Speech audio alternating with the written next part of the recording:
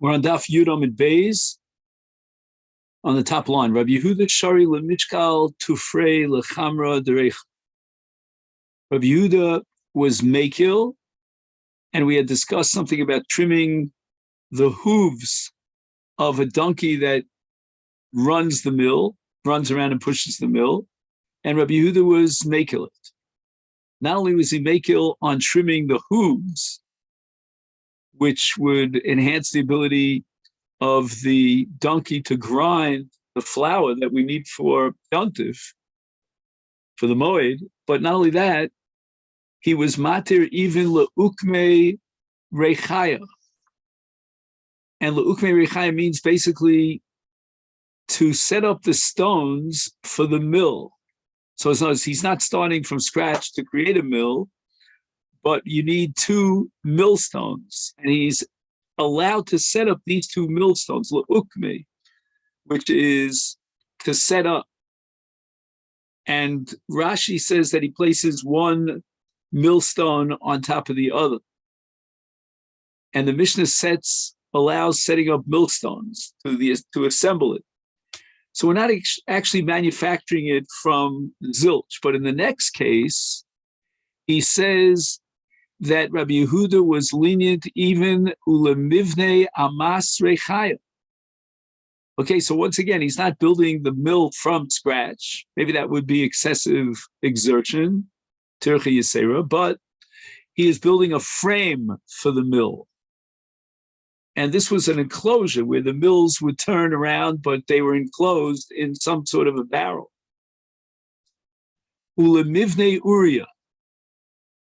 Now, Uriah is translated as a barn for cattle or a stable for horses. And if the animal doesn't have a place to protect itself, to rest and so forth, then it might endanger the animal. It becomes injurious to the animal. So therefore, we need this malacha in order to avoid a loss of an animal. You know, an animal is very expensive, like a Rolls Royce. Rav Sharel is Saruke Susyaya. They used to take a metal comb and they used to comb the hair of the horse. And Rav said that they were allowed to do that on Chol Moed. And normally we don't allow on Shabbos or Yontif to do so because he's going to be taking out hairs from the animal. That's almost a psik. But in the case of a horse on Chol Moed, since it's mitzarchei Moed, because he rides the horse on the Moed, and he wants the horse to look presentable, so you're allowed to spiffy up the horse by combing its hair. Now that's one pshat in Rav. I don't know of another pshat, but in the second case, Rav permitted lemivne akarpita. Here we have one pshat that this is a wooden bench, to build a wooden bench. Another pshat here is to build, again, some sort of perhaps a stable for the animal. Ulemivde itztaba, to build a stone bench, and all this is permissible in Chol Moed because of Tzarchei Moed. Now, the Gemara talks now about health issues with relationship to animals and bloodletting of animals. And these are a series of rulings by Rava. And they pertain not only to health, but also to Chol Moed. For example, Rava permitted lemishkal dama, to bloodlet, lebehema, an animal, bechul demoed, on Chol Moed. And bloodletting, which is certainly prohibited as one of the 39 malachas, it comes under Netilas Neshama, Hotzaz Dam, and yet he's going to allow this, Rava, on Chol Moed. And the Gemara is going to try to support Rava from a Brisa. Now, we spoke earlier about Rav's Kula Lemivne Akarpita and Mivne Itztaba. And it would seem that this is, according to the Mishnah Berurah, only a Meleches Hedjot. It's not a Meleches Uman. You don't require professional skills to make this bench. Even amateur skills would be sufficient. And the reason for that is because although with regard to food will be mekil with tzarchei moed, even in a meleches uman, but with regard to a bench for sitting on, that's not on the same level as food, and therefore we're going to require that it be a meleches hedjon. Tanya Amar Abaye, Amar Abaye, Tanya Misailach, I have a brisa to support you.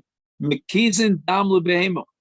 We're allowed to do bloodletting from an animal on Chol HaMoed. V'yein monim b'fuah lebehema b'chol HaMoed. We don't withhold any sort of medicinal, applying medicinal treatment for the sake of an animal, because the loss of an animal is considered a hefsed, and it's a davar avud, which is mutar on Chol HaMoed.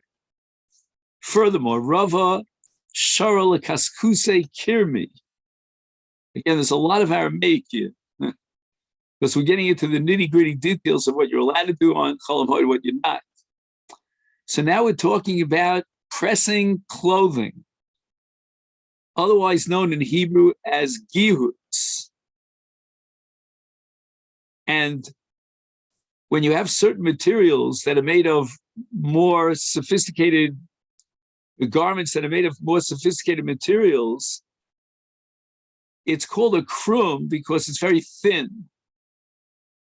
And apparently pressing, or what we might call ironing clothes, does not require a maisa uman, professional skill. It's a matter of amateur skill, of maisa hedja. And therefore you're allowed to press clothing on Chol HaMoed for the benefit of wearing these clothing on Chol HaMoed. Amar Rav Yitzchak bar Ami, Amar Rav Chizda, Kiture Bire Asir.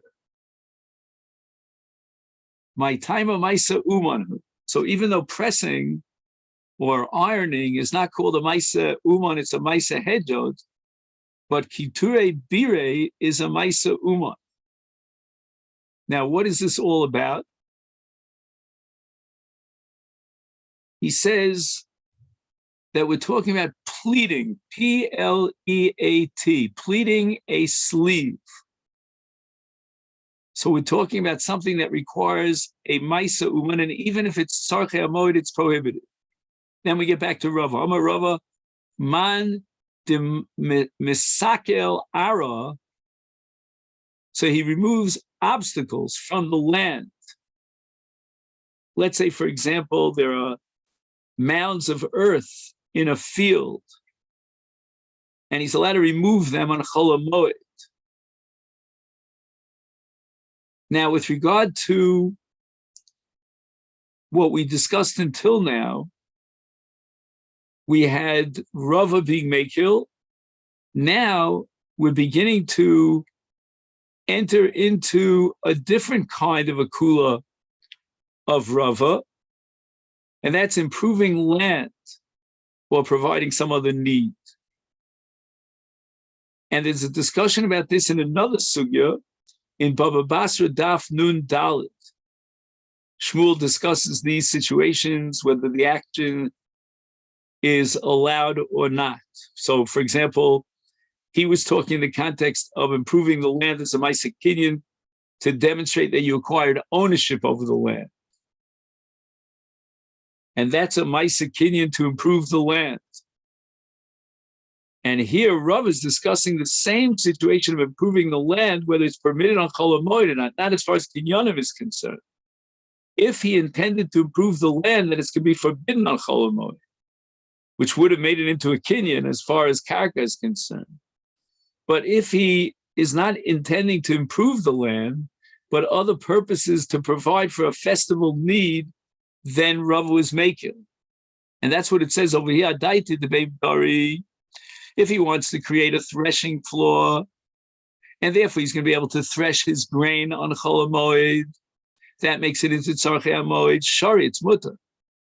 But Adaiti the Ara, if he's only preparing the land for cultivation, so he's improving the land, which would be again a kinyan according to Shmuel Bava Basra, but here it's also just the reverse. It's also because since he wants to sort of like plow the field or improve the field, that you're not allowed to do on Chol Moed. Heichi Dami, what's a case where we'll see whether or not he wants to make a threshing floor or perhaps improve the land for cultivation? How do we go about determining what exactly is the purpose of his activity, whether it's mutter or asa on Chol Moed? And the Gemara differentiates mulya b'mulya or nitza b'nitza. So if he digs a mound and he puts dirt on top of the mound, or if he digs a hole and then he puts the dirt into the hole, is then adaiti the beidari. We see clearly that he's intending to make it a threshing floor, and then it would be mutter. However, in contrast, shakal mulya v'shada binsa, if he took a mound and threw the dirt into a hole, then it appears that his work on the ground is for the purpose of improving the land, and then it's us.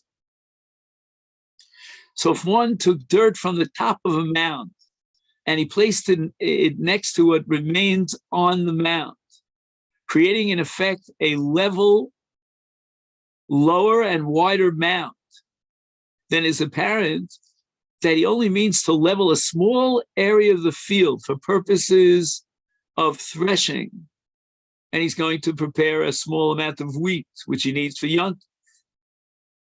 If he dug around the border of a hole, put the dirt inside the hole, creating in effect a level, shallower, and wider hole, it is evident that he meant only to level a small area for threshing, and therefore it's mutter. On the other hand, if he removed the mound completely, used the dirt to fill a hole, effectively leveling a wide expanse of land, then it is evident that his intention is to level the field for purposes of cultivation, because it's easier to plow level ground, and therefore it's us. The Omar Rav, this I believe is number 4. Haiman de Zochi Ziche.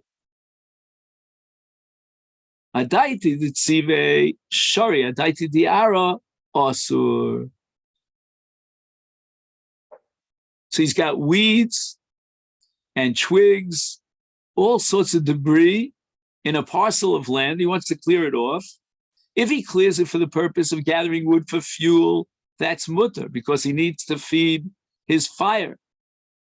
So these weeds and twigs will help feed his fire for food.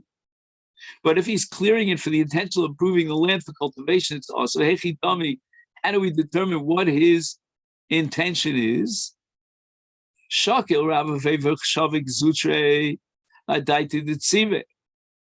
If he takes only large twigs, leaving out the small ones, then apparently he's gathering wood. But shakal ravave vizutre, if he takes the large and the small ones, then he's clearing the debris and preparing the land for cultivation, adaiti di ara, and therefore it's us. Now we're up to number 5. Yom Rava, Haiman de Pasach Mayod li Are. He opens a gate for water to run into his land on Chol Moed. And we've discussed in the past that in general, when you irrigate a field, then there may be certain situations where it's mutter. Here, he has a specific intention. His intention is not to improve and irrigate the field, but rather adaite de kavre, he's catching fish.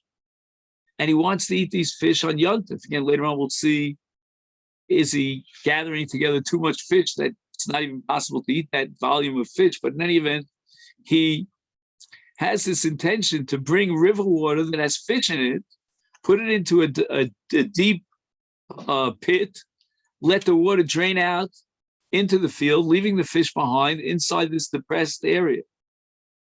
And sorry, then he's doing it for food. But Adaiti Diara, if the reason why he's opening a gate for water to run into his field is to irrigate the land, asir, that's prohibited. Echidami, and how will we figure out one way or the other what his intention is? Pasach trei bavi. If he opens two gates for the water, chad miloi v'chad mitatoi, one on a higher level and one at a lower level, adaiti de kavri, then he's trying to catch the fish. And what happens is he lets water into the depression on top, lets it drain out into the field lower down, leaving the fish behind in the depression. But pasach chad bav, if he only opens one single gate, an inlet at a higher elevation than adaiti diara, it would be apparent that he's interested in irrigating the land. And that's forbidden on Chol Moed.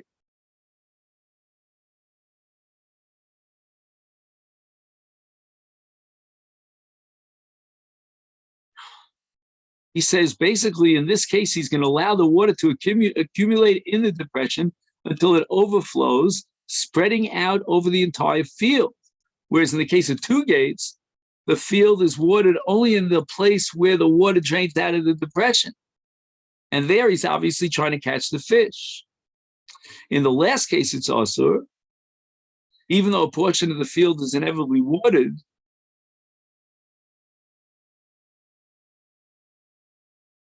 but that's exactly it. If he's inevitably watering the field, it seems like that. Now, in the case where he opens both gates, he's also inevitably watering the field. But it's mutter, because we see that he's motivated to open the gates in order to catch fish for Sarchei Moed. Watering the field is an unintentional outcome of that which is mutter. Number 6, V'yomar Rava, Haiman de Pashach Dikla. He removes branches from a palm tree on Chol Moed. If it's Adaiti de Chevasa, if he's trying to get food for the animals, and he's going to feed them from the branches of a palm tree, sure, he's allowed to do that. As we discussed before, it's mutter to obtain food for your animal on Chol Moed. Adaiti de Dikla, but if he's trying to improve the palm trees, doing a kind of a zomer, is asur. And once again, the Gemara is going to ask, hey chidami, how do we know what his intention is? Shakil kula mechad gisa. If he removed the branches from only one side of the tree, then adaite de chivasa. All right, he wants to feed his animals, but mehai gisa, adaite de dikla. The aser, if he was pruning the palm tree in order to improve its productivity, then he would clearly remove the branches from both sides of the tree, from this side and from that side. And once having indicated by doing so that he's interested in improving the tree, it's aser on Chol Moed.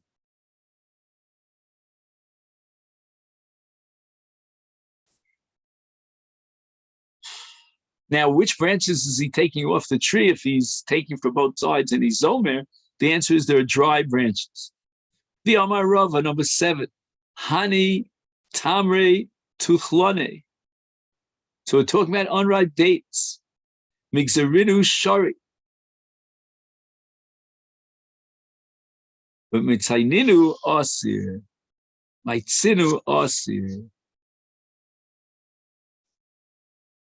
So what's going on here? If we have to determine if he's cutting these dates to eat them, again, they're unripe grapes. dates.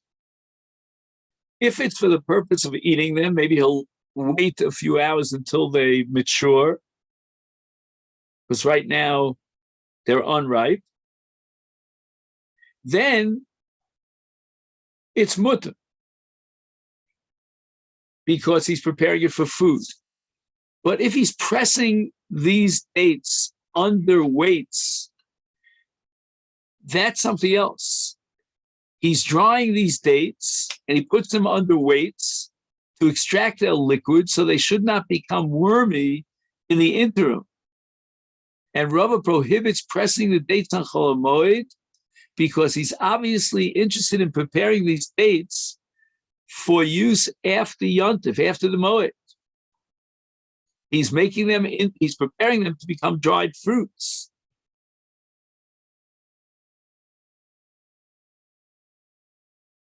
Rav Papa Omar Keva de Mislai. Rav Papa has a different perspective here. He's worried about the dates becoming wormy if you don't press them. And although Rava had prohibited pressing them, because that's for post-yontif use, Rav Papa says, no, we have a davar ovid here because he's got to press them, otherwise they're likely to become wormy, and they're not worth a thing. And therefore, let's equate it, says Rav Papa, ke prakmatya ovid, Domi, that's what's similar to Vikshari. You know, if you're going to suffer a loss, if you don't sell your merchandise right now, and although, again, usually selling merchandise is asar chom, but not in the case of a davar avud. And here, if the bugs will attack the dates, that's a davar avud. They're wormy. It's worthless.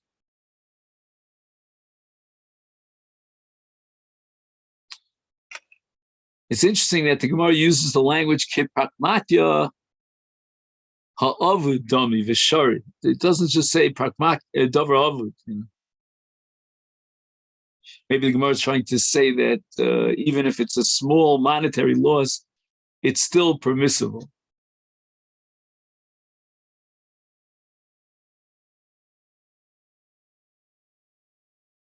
The Amar Rava, it's number 8. Prakmatya kolchu asu. Merchandising is prohibited on Chol Moed. There's too much effort involved. Buying merchandise involves effort and carefully appraising the value of the purchase. And that's going to be monea. It's going to prevent him from simchas yontiv.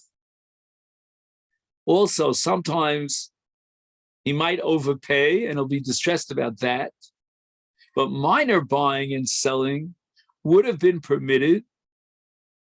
But yet, according to Rava, the Chachamim assered any merchandising on Chol Moed. Because once you're going to permit case A, where it's a minor commercial transaction, inevitably he's going to do it next time with a greater and greater involvement in heavy-duty commerce. Amar Rabbi Yossi bar Ovin ubedavra avud mut. That even though merchandise as a general rule is prohibited, we don't buy merchandise because it involves great effort, etc. He may be depressed if he doesn't get his price and so forth and so on. But nevertheless, in a case, says Rabbi Yossi, where he'll suffer a financial loss if he doesn't sell his merchandise on Chol Moed, he's permitted to sell it to avert and protect himself against such a financial loss.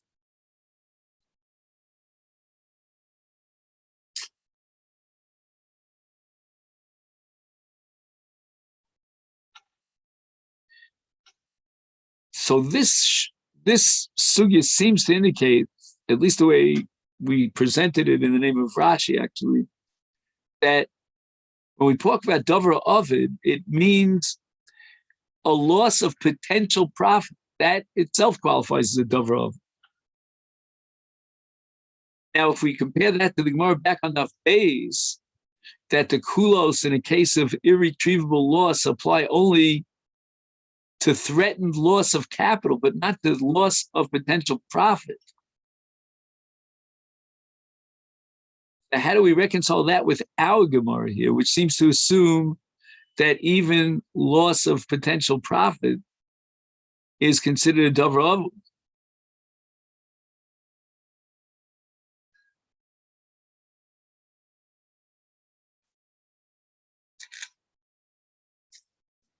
He quotes here the Ravid in this note, and he says the following.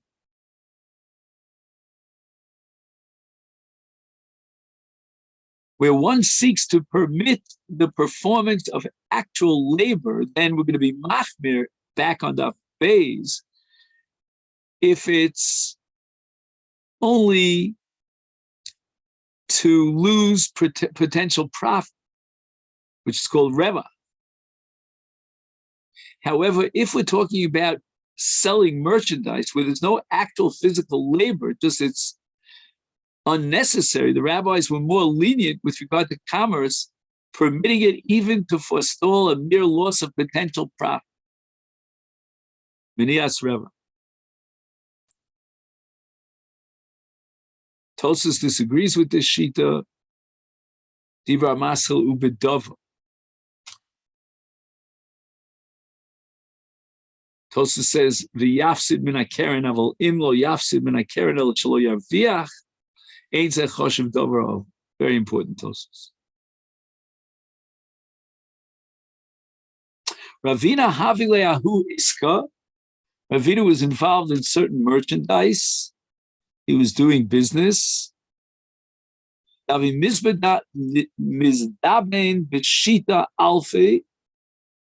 was selling at a price of 6,000 zuz. It's a major sum of money. He wanted to wait to sell it until after Chol Moed, and he was blessed by Hashem.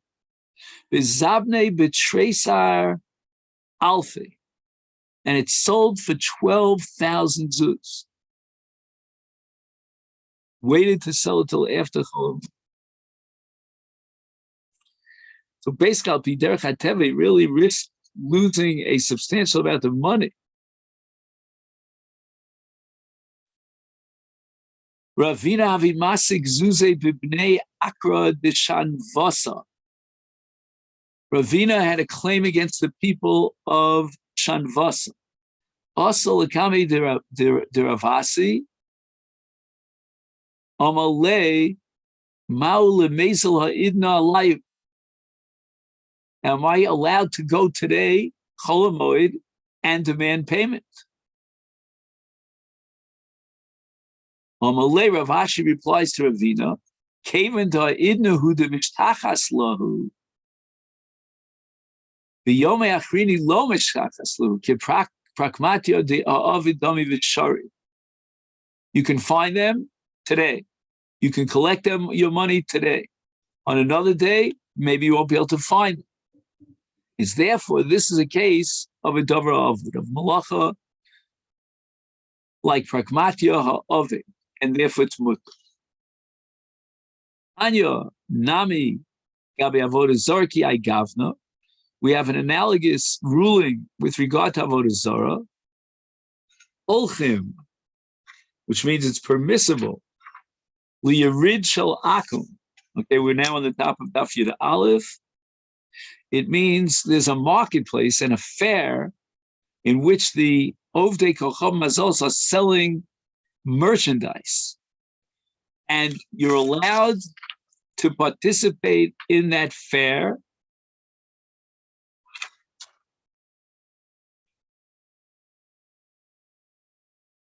And usually, with regard to a commercial fair conducted by idol worshippers, it's a bit of a problem here, because if the idol worshipper gets profit and he's successful, he starts praising his gods and everything. We don't want to get involved in such things. But v'lochim behema avodim u'shvachos batim sodos ukramim.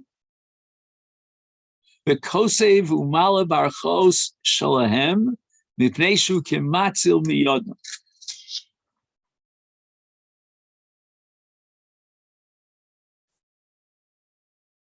Again, we're going to allow you to go to your rid of Ovei Kachavim in order to purchase merchandise at a slash price, because otherwise you'll lose that opportunity, as we saw before. That makes into Davar Avud.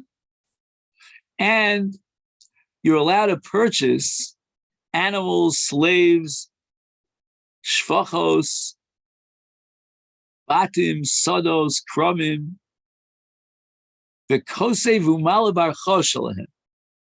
And you can record these actions in writing so that you can take them up in court. And now we're talking about secular court. If it's the equivalent of saving one's property from their hands. It's the only way a Jewish buyer could possibly protect himself against the sellers reneging on the transaction. Okay, then this is where we're going to stop for today. We're up to Rav Shara Lechia. Thank you very much.